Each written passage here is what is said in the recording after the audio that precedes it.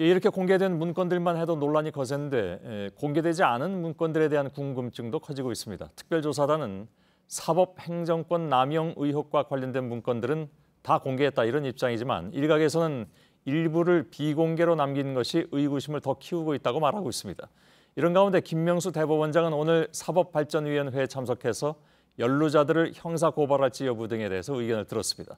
법원 취재기자를 잠깐 연결한 다음에 판사 출신 변호사 한 분을 이번 사건에 어찌 보면 피해자라고 하실 수 있는 분이기도 한데 직접 스튜디오에서 잠깐 모시도록 하겠습니다.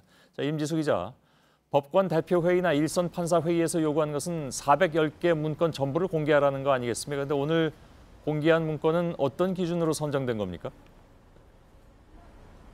네, 특별조사단은 일단 법관과 재판의 독립을 침해할 우려가 있는 문건들은 모두 공개했다는 입장입니다.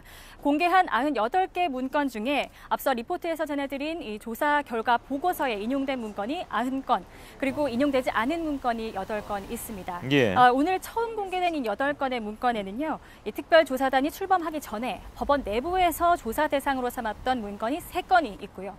이 언론 의혹 제기를 통해서 중요 문건이 된 5건의 문건이 포함되어 있습니다. 예, 그러면 공개하지 않은 문건이 무엇이고 무엇보다도 그 안에 어떤 내용이 들어있는지 이게 관심이 쏠리고 있는데 알 수 있는 부분이 있습니까? 네, 오늘 공개한 문건을 일부 업데이트해서 저장한 방식이나 또 중복되는 문건들을 빼고 총 228개 문건이 비공개 상태로 남아 있습니다.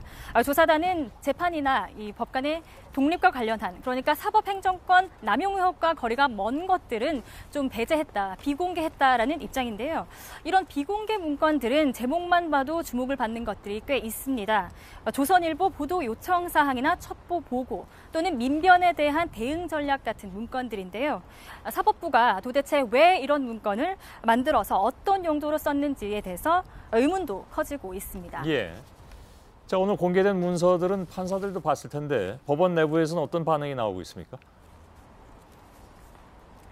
네, 앞서 전국 법관 대표회의는 지난주 대법원에 공식적으로 410개 문건을 모두 공개하라고 요청했고 이후 잇따라 열린 각급 판사회의에서도 같은 의견이 쏟아져 나왔습니다. 예. 이런 요구들에 대법원은 공식적인 답변 없이 오늘 이렇게 일부를 선택적으로 공개한 건데요.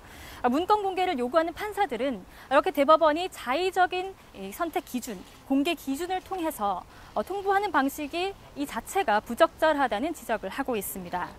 안철상 특별조사단장은 물론 향후 상황에 따라서 추가로 문건을 공개할 가능성도 있다고 가능성을 열어놨는데요.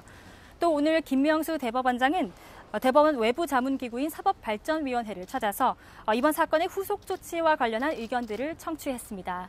이 자리에서는 조속한 수사 의뢰와 또 협조가 필요하다는 의견부터 사실 이 문건들은 실행됐는지 여부에 대해서 수사 대상에 오르는 것은 부적절하다는 의견까지 다양한 의견들이 나눠졌다고 합니다. 하지만 그중에서도 어떤 방식이든 검찰 수사를 통해서 남은 의혹을 해소해야 한다는 분위기에 무게가 실렸다고 합니다. 예. 임지수 기자가 전해드렸습니다.